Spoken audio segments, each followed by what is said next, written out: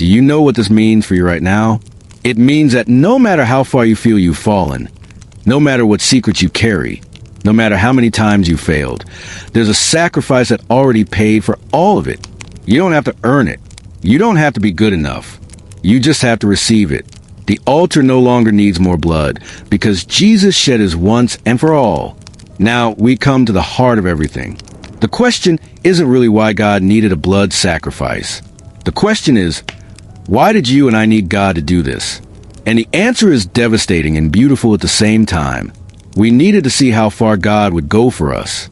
We needed a visible, tangible, historical demonstration that our sin is serious, but his love is greater. We needed to know that the separation between us and God wouldn't be permanent. We needed a bridge. And Jesus became that bridge using his own blood as the building material. Think about the last time you hurt someone you love. Maybe you said something cruel. Maybe you betrayed a trust. Maybe you simply walked away when they needed you most. Do you remember that feeling? That guilt gnawing at you from the inside. That desperate desire to fix it, but not knowing how. Now imagine that person not only forgives you with words, but takes upon themselves the cost of your mistake, absorbs the pain, pays the price of restoration, does whatever it takes to bring you back. That's what happened on the cross. God wasn't waiting for you to fix the mess. He came down and fixed it himself. Here's the secret that changes everything. Jesus' sacrifice wasn't plan B after humanity ruined plan A. It was the plan from before the foundation of the world. 1 Peter chapter 1. You were redeemed with the precious blood of Christ, foreordained before the foundation of the world. God knew from the beginning that he would create beings with free will. He knew we would choose sin. And he already had the solution prepared. That's not a reactive God. That's a God who loved you before you existed and planned your rescue before you needed to be rescued. Let me paint you the complete picture. In the Old Testament, once a year on the Day of Atonement, the high priest would enter the Holy of Holies in the temple. He carried the blood of the sacrifice and sprinkled it on the mercy seat, the cover of the Ark of the Covenant. Leviticus chapter 16. That blood symbolically covered the sins of the people for one more year. But there was a problem. The priest had to do it over and over again, year after year, generation after generation. It never ended. It was never enough. It was like putting a Band-Aid on a wound that needed surgery. Then came Jesus. Hebrews chapter 9 describes what he did. He didn't enter a temple made by human hands. He entered heaven itself. He didn't carry the blood of animals. He carried his own blood, and he didn't have to repeat it. He did it once, just once. And with that single act, he obtained eternal redemption. Can you grasp the magnitude of that? The entire old system was a shadow. Jesus is a reality.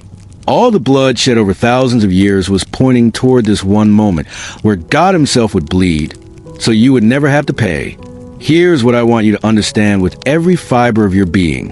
When Jesus cried out, "It is finished," on that cross, the veil of the temple was torn from top to bottom. Matthew chapter 27. That thick veil that separated the Holy of Holies from the rest of the temple, which symbolized the separation between God and humanity, split in two. Not from bottom to top, as if human hands had torn it. From top to bottom. God tore it. God opened the way.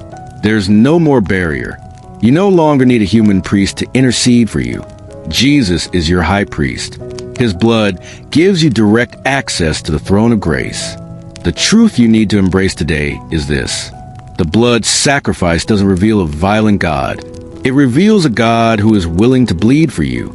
It reveals a God who doesn't stay in heaven shouting orders. It reveals a God who gets into the mud of your life, takes upon himself your shame, your guilt, your sin, and says, "I will pay for this." You are free. And that freedom isn't theoretical. It's not an abstract concept. It's real. It's powerful.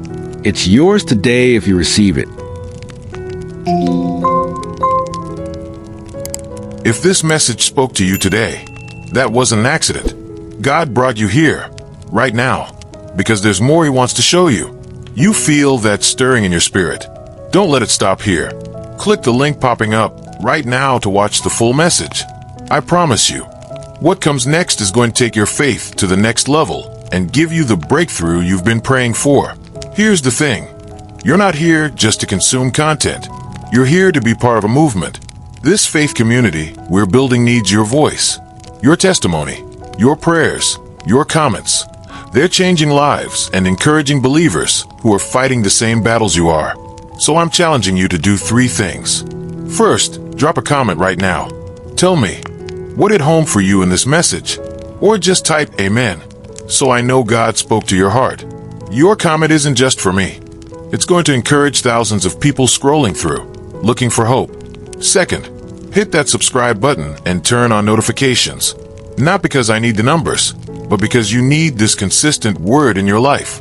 We drop fresh messages every week that are going to impact your walk, your family, and your purpose. Don't let distraction steal what God has for you. And third, share this with someone who needs it. That family member, that coworker going through a tough season. You could be the answer to their prayer today. Be bold and share it. Remember, God didn't bring you this far to leave you hanging. Click that video showing up now and keep receiving everything He's got lined up for you today. May God's favor be upon you, and I'll see you in the next one. Stay blessed.